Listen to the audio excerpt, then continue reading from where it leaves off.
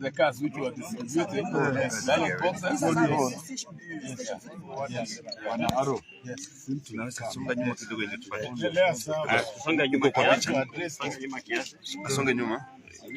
Even appointment of POs was skewed. Yeah. Overtaken by events. All right. So,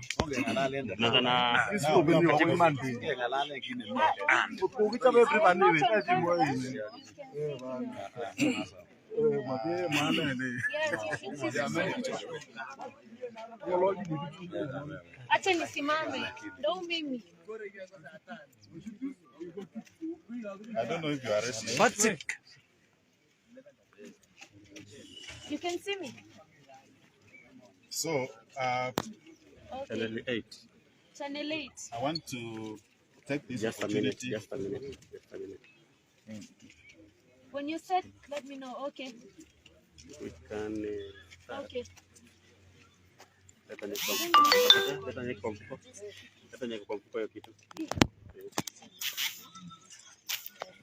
okay. What to pick? Kiendelea. Let them just pick. Kiendelea. Simama ukitaka shika na leta hiyo simu. Now we can go. Okay. So you'll start by your name. Kindly. My name is Ronald Mutai, the County Returning Officer Bomet. And this morning, it's unfortunate that we are in this at this particular time when the voters should be voting. At around 1:40 p.m. rather a.m. Our officers were on their way going to the various stations, and we had dispatched quite a number of our POs to the various polling stations, and by that time we were left with 3 polling stations here. And as the officers were leaving this gate, heading to the following polling stations, Sonokwet, Kapusar, Ngainet, and Kwenikabilet, they were accosted by rowdy youth around this gate. And the rowdy youth accessed our officers, ran for their dear life, and they left the materials in the car that they were in, a Nissan, and that is the time when the goons they destroyed the materials, and that is why we are here. So please, I'm also among the destroyed materials. It appears, if you check the destroyed materials, we also have materials that are not genuine. So please, we want to consult with the NEB so that we can see the way forward, because it's like somebody or some group of people planned to actually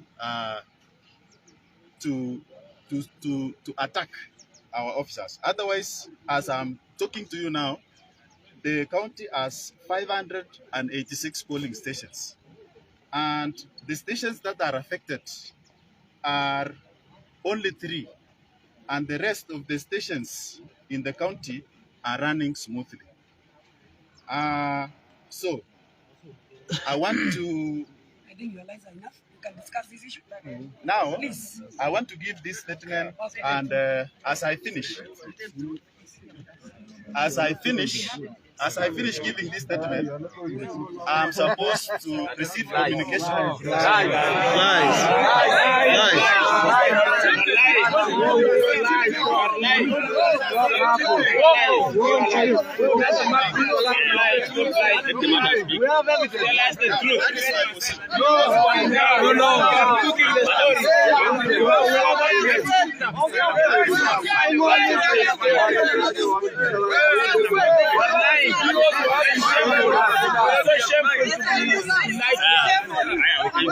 You are defending yourself.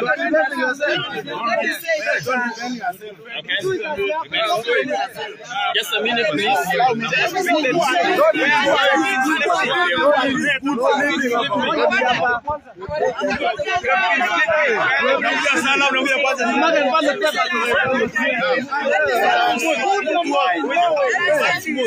My name is Honorable Joyce, one of the aspirants from Bomet Central. One of the aspirants from Bomet Central. It caught my attention when I was dispatching the agents to the various station that some cars have been stopped around Kabusar area. When I heard that, I called the UDA chair, who told me that he was not among the people who were supposed to coordinate the elections. So I called the CRO, and he told me that he was rushing there with the police officers. On my way to the station, Celebrate, I found the ballot papers that are already been reported there, that is scattered. They have already started the voting. It is in the station, Celebrate. I have the evidence with me. And immediately, while we were discussing that, I was also called by our supporters that the governor, one of the aspirant senate, and one of the aspirant MP from this constituency was somewhere discussing how they are dispatching the already marked papers. From there, we test them, and I have the videos with me, plus their card numbers. It is here with me at night.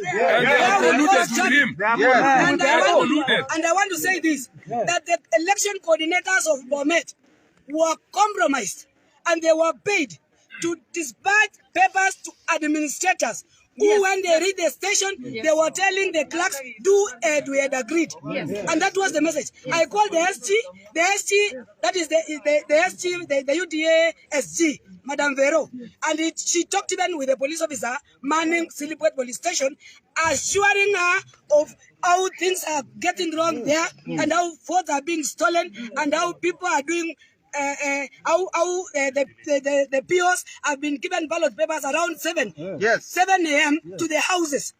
Exactly. Stating that the reason why they are giving them the ballot papers is because of fuel. So everybody was coming here, and he was given a ballot papers to take to their families. And the ballot So when we raise the here. issues, we Ballot even went to boxes some, were here, but we even ballot went to the papers were with the families. POs. We found the ballot papers. These are one of the ballot papers. It is already marked. This is one of the people whom we found in the road with their cars. I have the details. This is how they were marking. This is how they were marking. This is one of the members of parliament. This is how they were marking. This is how they were marking. And they are telling us, I don't tell the CSG. This is UDA party papers. They told me these are fake. And they told me our party papers are serialized. Are these not serialized? So you can never lie to us unless you give us the ballot papers that is being used. If it is the same, I want to tell you. We want to say that this thing is null and void. I have been in this politics for 15 years, and something like this has never happened. So don't cheat us. And don't tell us about it. Let me also make a statement here. I want to make a statement. And again, what we have heard is the problem occurred last night. And what we were expecting was an official communication from the CRO on the way forward. Now it's 7 a.m. Some votes are being, voters now are open, and you see up to this point on time, we don't have visual position on the credibility of the voters in this, of the votes in this county. So I think what you are saying, our position is whatever the outcome of this election, so nomination in Bomet, will not show any credibility and we will not accept. And that is our position. Because all these guidance, at any given time, we want the CRO to take up a firm position and guide the thing actually on the way forward. But we are not seeing that, even up to this point in time. For how long are you going to consult? And this is a very important exercise. So I think that is our position, CRO. So May I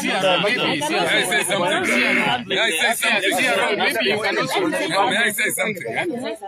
So, let me say something. This is not propaganda. The thing is, let's show some of those ballots. yeah, they are. and there is a particular lineup that has already been decided. And you know, even the evidence are so clear. When our people just got these people marking the papers, they ran away, and some of the boxes are in Silibwet police station, and the papers that have been marked are here. Some of them are already in Silibwet, and we have some of them that our people got them. So we are calling off this thing, and even POs, and even your clerks, all of them were leaning towards a particular direction, and they were going throughout the night, telling people it is this governor, it is this senator, and it is this MP.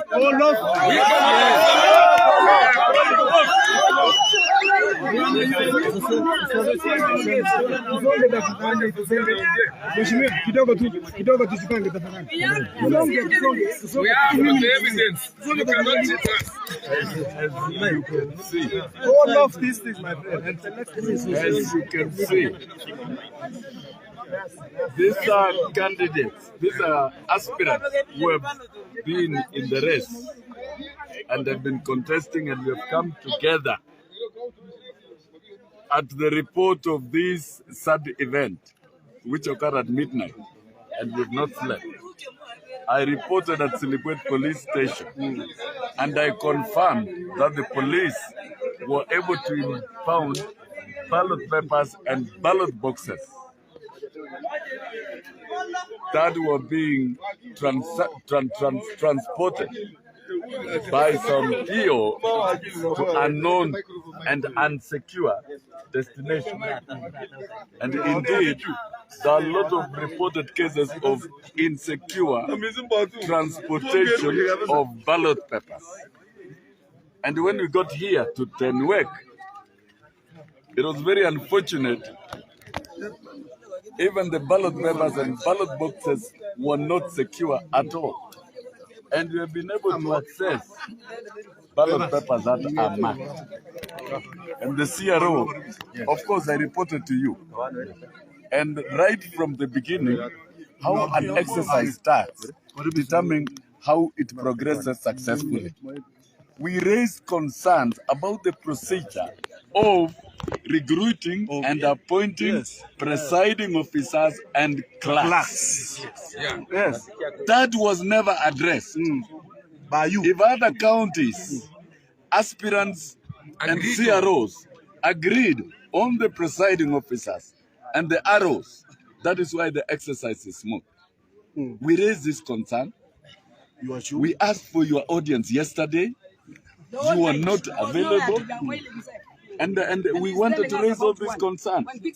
And you see, when we are here, even if one ballot paper that is marked and has been confirmed by the NEB that these ballot papers are actually ballot papers of UDA and they're serial. And you can see they are marked in favor of Bwana CRO. Yes. This is bastardizing the process. It's bastardizing the process. It's upon all of us to promote democracy and integrity of the process. And we expected you, when you come over here, to engage in some dialogue, but not to make pronouncements. Because if you make that pronouncement, we shall automatically urge all the residents of Bomet to suspend voting. There is nothing wrong in suspending it for a few hours, for a day. It has been done before, even for a week if it is necessary, so that we can mount a credible process. And you back and go home. Now, one ballot paper, just one ballot paper is enough in a polling station. Is enough to nullify elections. And I want to say this, Banaro. So we were here as early as 1 a.m. Yes. I want to tell you, what you said was a lie. What actually was accosted here was the ballot boxes. But the ballot papers were with the POs and the clerks. Yes. They were not here. I want to tell you. Even the POs that we called them, they were having them in their houses, and we have got evidence. They were having these ballot papers. That is why our people went to some of them and managed to get those which have already marked towards some particular people. We want a credible process. So when you say that there were bulls here that were actually trying to do some other things, they were not bulls. All of us were here, and what were here were ballot boxes, but ballot papers, and ballot papers were already with the POs right from yesterday in their houses, marking these particular things. So we are rejecting. And the particular lineup is there already. Yeah. We have got their vehicles. We have got their vehicles.